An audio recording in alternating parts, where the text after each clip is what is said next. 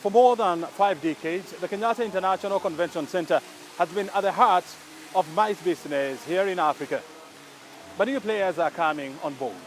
And the question is, what is KICC doing to remain at the forefront of MICE business here in Kenya and Africa?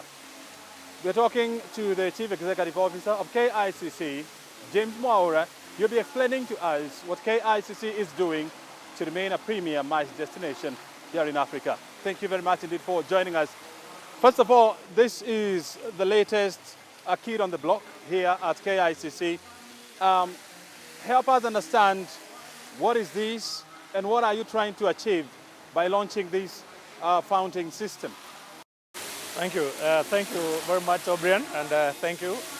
Now, responding to your question, as you can see, this is what you refer to as dancing fountains, high-pressure dancing fountains. The sole purpose of this product is to augment the main product, which is KICC. We realize KICC has dual functions. One, it is a national agency that has the responsibility of marketing MICE for destination Kenya. Second, it's a venue.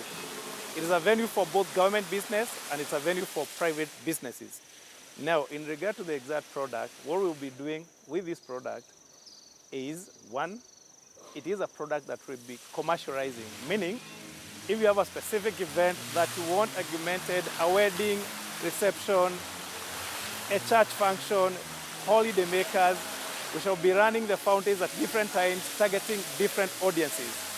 Children, when we have holidays, weekends, we shall be doing the fountains at a fee, a minimum fee, but differentiated between the local and the foreigners. You also realize in the what we call Nairobi tour cycle, after you're done with the Giraffe Center, you're done with the National Park, at the evening before dinner, you come to KICC and you can get your entertainment here as your service provider, whether it is a hotel or any other facility, serves you dinner here. So it also adds to the cycle of Nairobi tourism. And what will be the running cost of having this facility operational? The fountains are high consuming in terms of electricity, but we also realize we have a solar power plant. And we shall be dedicating the running of the pools exclusively to the solar. And therefore, we are not envisaging to have an influx in the electricity cost. For the water, we have also imported, alongside the fountains, mechanized cleaning systems in form of robots. So we shall be having 4 robots, meaning there will be no draining of water. That water will be there all year long, so we shall not be having issues of high turnover of water. The cleaning will be mechanized by way of robots. And therefore, we are not looking at a high cost of maintenance or high cost of running. Yeah. And when you look at this system, what happens in case it breaks down? Do we have local expertise to fix it? In our current, first is take note that this system has been installed by a local company by the name Anchor Limited. And therefore, Anchor will have the maintenance contract for at least a period of 6 months. Within that period, within the contract itself, there is a clause on knowledge transfer, meaning Anchor will have the responsibility of training part of our staff on the basic maintenance. For any major breakdown that will require more than that which we can handle, we shall either engage Anchor or go direct to the supplier if the local capacity will be lacking. But for the immediate and basic maintenance, that one we have a clause for knowledge transfer within our agreement of installation. What happens to the old fountain system that was there before this? The old system remains untouched. It is the fountains that will be running when we want to avoid high pressure and noise.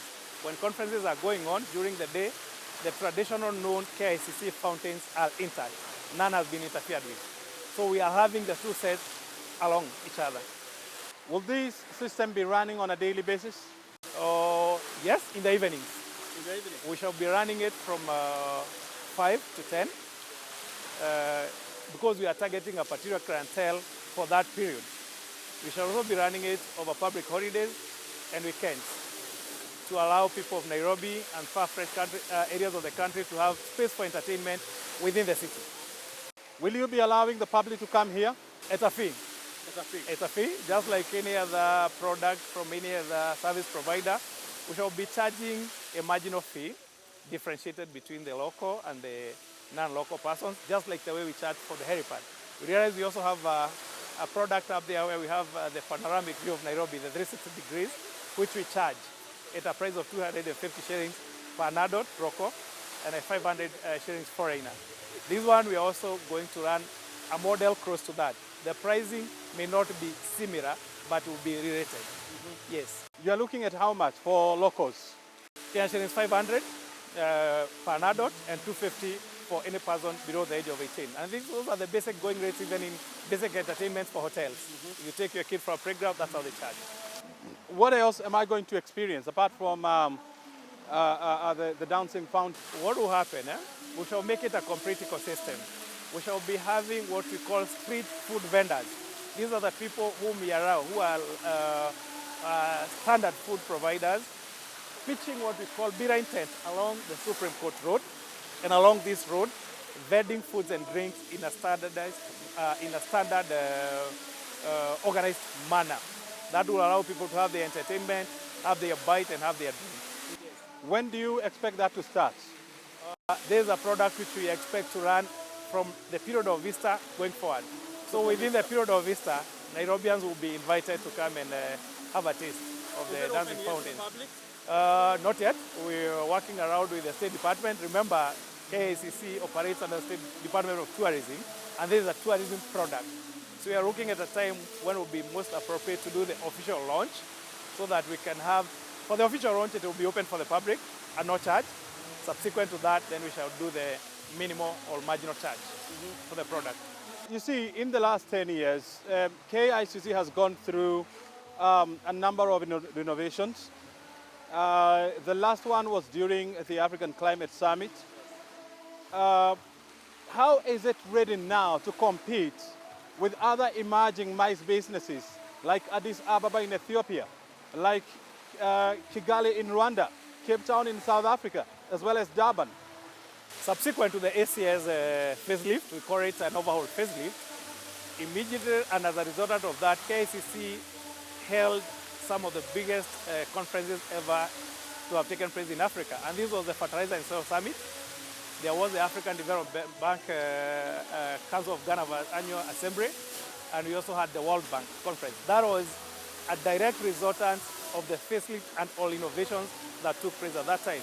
Subsequent to that, we have had a lot of favorable bidding resulting from the state of the facility. We are going to compete at par with those ones. And beyond the facelift of the facility, we have also embarked on a change in strategy, also to bring on board a convention bureau that will also be part and parcel of the bidding processes for conferences for both Africa and out of Africa. And there has been proposals to expand KICC in terms of infrastructure by constructing another site not far from where we are. How far are we with that proposal? I would think you're talking about Kenya. Kenya. Not exactly. There was a proposal to construct another theater at the Comesa ground. That was like 5 years ago. We haven't heard about it since then. I'm not sure how far that is, but what I know is on course is the construction of the Bomas Convention Center, which will come in handy to augment the supply done by KICC. Remember, any destination, the more conference facilities and the bigger you have, the more you attract major meetings. So any facility is welcome to bring more space to destination Kenya, and that will allow us to go for more bigger bids than any other destination. So it is a welcome idea. Yeah. You see, part of the government strategy when it comes to deepening the MICE business was to construct a modern convention center at the Bomas of Kenya, and also another international convention center in Mombasa to complement and augment KICC.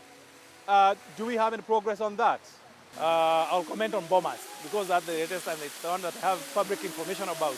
Yes, the Bomas Convention Center is on course, and just like I've said, it will go a long way in providing extra space that we very much need for more bigger conferences. you realize the biggest seating capacity for KICC is 2,500 in Savo. It's the biggest in Kenya. If we can have bombers doing 5,000, that will give us a leeway of bidding for a conference of delegates of more than 7,500 because we can hold that joint. And that is what they do in South Africa. That is why they're able to attract bigger conferences, sometimes than Kenya, because the major convention centers can share and distribute that conference. So it is a very, very much welcome idea. Yeah. And when you look at KICC, I mean, for the last 51 years, it has been doing justice to the mice business. But the fact that it was constructed more than 5 decades ago, it means that it doesn't come with some of the modern features like what you'd get in modern convention centers like Kigali and Addis Ababa. So what are we doing to ensure that KICC remains in tune with the trends in mice business? Interestingly, KICC remains structurally viable more than the most modern convention centers. You realize when we are going for bids, among the evaluation criteria is one, sustainability in terms of nature. KICC has a 360-degree access to rights. What we also look is issues of carbon footage. KICC has a whole fully-fledged solar plant at the top of Savo. You have a group of forest here. So the initial structural setup of KICC is still giving it up an advantage, even sometimes better than the current convention facilities. But coming to some specific issues like internet and all that, what we've done is now come back and redo the internet connectivity. We have a very good partnership with Safaricom and other internet providers just to spice up that part of technology which could have been missing then. So we're still at par, but more to it, we've also been going deeper to those specific items of improvement that are necessary to level up to the international convention facilities available globally. As the CEO of KICC, how would you rate in terms of performance and what you would call optimal performance? How would you rate KICC? As is, for the last 2 years, because at the time I've been around, KICC is performing optimally. Optimally? It's performing optimally with the last published accounts recording net profit after tax of KICC is 200 million. And I think that was impressive, having come from a background of a bit of a roast-making state. Yeah, so it is performing optimally. Are you convinced that KICC, being a standalone parastatal and managing its own affairs, is the best way to run this organization? Or are you of the opinion that KICC should be grouped together with other mice centers to create a major mice business? There are two setups to it. KICC is a public institution and the only convention center, international convention center locally. The rest are private-owned conference centers.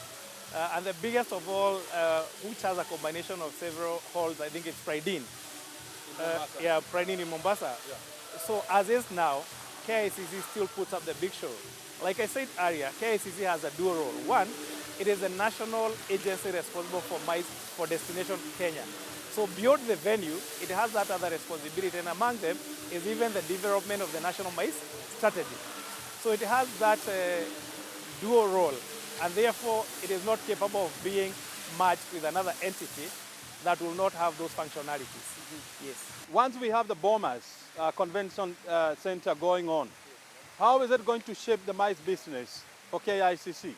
From our view, we'll have more business for the basic reason that now we shall be able to do more bids for bigger conferences. And as I said, sometimes for big conferences there is joint hosting, and we shall be able then to do a joint hosting between two public institutions with sufficiently bigger capacities, and if necessary, we offload the same to other private conferences. Sometimes we go for bidding and we are not able to bid because of the capacity. Some conferences would have as high delegate numbers as 8,000 seated. That one, bombers and part of KICC will come in handy. We are able then to do bids and conduct joint hostings, and even if the Mombasa one was to come up, it will even make it better. Remember, we have both the leisure and the business tourism.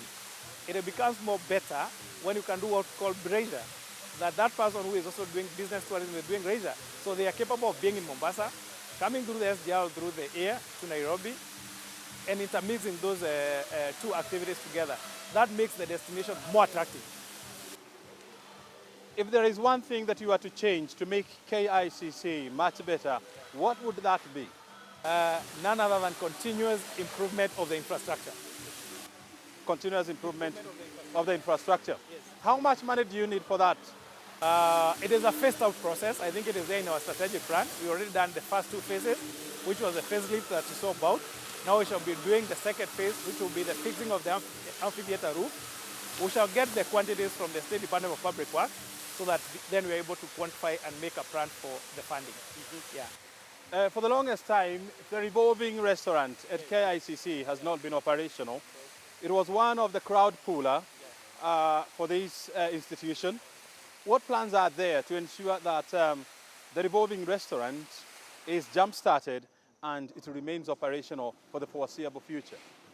Two aspects to that. One, the revolving restaurant will be up and running in 6 months. In 6 months' One. time. Second, the helipad will be up and running in 4 months. Why do I say this? I say this because we are at advanced stages of completion of a strategy to bring back the revolving restaurant. And this will come in, it will take the form of leasing. We don't want to get into the hotel business. It's not our core mandate. So we'll get a best suited signature restaurant, which you're shopping for, to lease the space. We'll come up with a formula of cost recovery for the investment, and we'll have the cafeteria, we have to call it so, learning on that model. That will allow it to have continuation in perpetuity. And that will also be augmented by the fountains and the helipad. So we are working on those 3 products to run concurrently so that they allow that ecosystem that will allow survival of that business environment. Yeah, so in 6 months, you can come for a cup of tea at the revolving restaurant, yes. And in 4 months, the helipad, the helipad will be okay. We are done with the Kenya Civil Aviation Authority, the meteorology, and those are the people who have the responsibility of completion of those processes. And we are done with both. That is why I can tell you confidently. In 4 months, we shall have it operational. Yeah, and in 6 months, the restaurant will be up and running. Yeah. You are saying that you're not in the business of hotels, Yes. but we have also seen models where, for example, in Kigali, where one of the major global hotel brands is the one in charge of managing the Kigali International Convention Center, and it is giving Kenya a run for its money. Rwanda has just come from nowhere to replace Kenya as the second biggest market for MICE business in Africa. Is that a model that you are likely to pursue, bearing in mind that you are surrounded by some hotels that have closed down? Among the strategies beyond the infrastructure upgrade is structuring and coming up with a convention bureau. In Rwanda, Radisson Blu runs the Rwanda Convention Bureau, which is the agency that secures business for the Rwanda Convention Center. So we are also putting in place a convention bureau that will be private sector led. That will now work in a similar model like the rest of the convention bureaus in South Africa. South Africa has 4, Rwanda has 1. That model works for basic reason. It allows sourcing of business by private sector or private sector driven enterprise. That is why Radisson Blu drives the business of MICE for Rwanda Convention, Kigali International Convention Center. Do you think that model can work here? It will work. It is at advanced levels.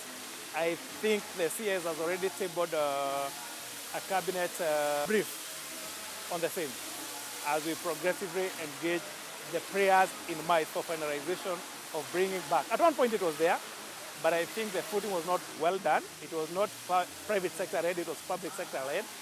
This time we are working on a model of a private sector led convention bureau. A convention bureau remains at the height of MICE business globally because they will go, do the data mining, do the bidding, do the marketing, and distribute the business to both private and public conferences in the destination. That's what Rwanda does. That is what Radisson Blu does for the Rwanda International Convention Center. I have heard this from some players in this business, that KICC is strategically located within the central business district of Nairobi. And 2 or 3 hotels, major hotels, have closed down. And one of them was Intercontinental Hotel, which is less than 300 meters from where we are. And the next one was Hilton Hotel. And there has been conversation on how KICC can be allowed to run those two establishments. Is that an idea that you can entertain as a CEO of KICC? One, the two hotels you made reference to, the major shareholders are private sector players. But government has shareholding. If the government would see it fit through the National Treasury to acquire the facilities, then they will augment the running of KICC. But that does not mean that within the CBD, Nairobi is deficient of similar facilities. Among the strengths of KICC, it is its proximity to facilities capable of accommodation and other auxiliary services related to conferencing. Around us, we have the Marriott, we have the Radisson, we have the Salova Stanley, we have the Safari Park. So the two can form a better pair, but it doesn't mean that in their absence, there is deficiency in that augmented space of conferencing and accommodation. If the government was to acquire, a controlling stake in those two establishments, and then they're given to KICC to manage so that it can augment your conference business, can that be part of value addition? It will now bring KICC closer to a wholly integrated convention center that besides the conference, it will be able to offer accommodation. You still have a lot of space here at KICC. Would you be of an idea to put up a hotel here so that it can complement the business that you are in? We are in the process of getting into a consultation of any other better model that can be used to run KICC. So we can't rule out that thought, but we also can't make a strong argument for it unless we get the correct data. Like you rightly said, there are two hotels that are closed. So it requires an informed decision to decide whether you would prefer to have a hotel to augment the conference facility, or you are better off running with the existing. But there was that actually decision by the cabinet, and it was communicated to KICC by the head of public service, and it is an area of research. It's an area of analysis whether it is a practical route to go. Yeah. I also want to hear this from you. KICC has also been a host to many political meetings. One was held last month, and we saw people jumping into your pools. Would you be of an idea of opinion, or would you have an opinion whereby political meetings should not be held here at KICC? KICC, as you rightly cited, it's a public facility. A public facility meaning it is owned by Kenyans, and we are the custodians. Government lands it on behalf of the Kenyans. It is a public convention center. So the political meetings that happen here, the political meetings that happen here is also part of the many businesses. The procedure of hosting a politician or a political procedure here is by way of coming, obtaining a quotation, making a payment. Now, just like we had the interaction with the Gen Z during the protest, it's the same thing. And it was not only KICC, even Supreme Court, which has no convention facility, still was visited. Yeah. So by the youth from Kenya coming to KICC to participate in a political process, we do not take it in a manner that is offensive. Like I've told you, even non-political players and non-conferences businesses have had an engagement with the youth. So it doesn't look like too much of a threat or a risk to us. And you also note that within those circumstances, KICC has never suffered any damage, because the interaction between these people and KICC is different. They jump in, but they did not destroy anything. These are the same pools which are running today. That was at the epitome of excitement. And the best way is just to secure them to do it. They finish, and we escort them to exit. Yeah.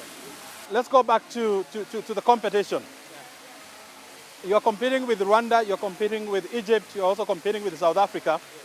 And when South Africa is bidding for conferences, it has the advantages of the Durban International Convention Center, the Cape Town International Convention Center, Johannesburg International Convention Center, which are top and premier MICE destinations. Are you seeing a situation whereby KICC is likely to get to where South Africa is in terms of bidding for meetings? I would say not KICC, to put it better, Destination Kenya. And the answer is yes. You've already made reference to an idea of developing Bomas. That will give a run to the Durban Convention Center because its conception ranks close or more or better than what is in Durban, being a latter in the market. We've talked about conceptualization of Mombasa coming up with a convention center. Kisumu, there is already one that is almost completion. That gives us now the latitude of having various convention centers at different ecological locations, and that gives us the upper hand in competing, because you can float a proposal to the convention attendees to choose. You want to do it in Mombasa, Nairobi, or for Destination Kenya, that would be a plus. The example you've given works well for Destination South Africa.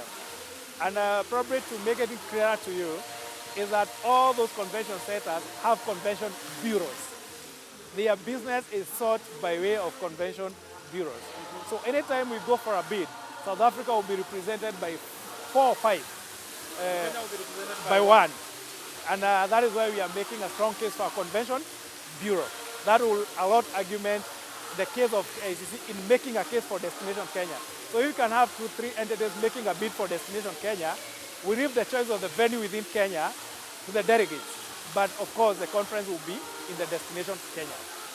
Give us a feel of the performance of KICC last year in terms of meetings and what you are projecting for this year.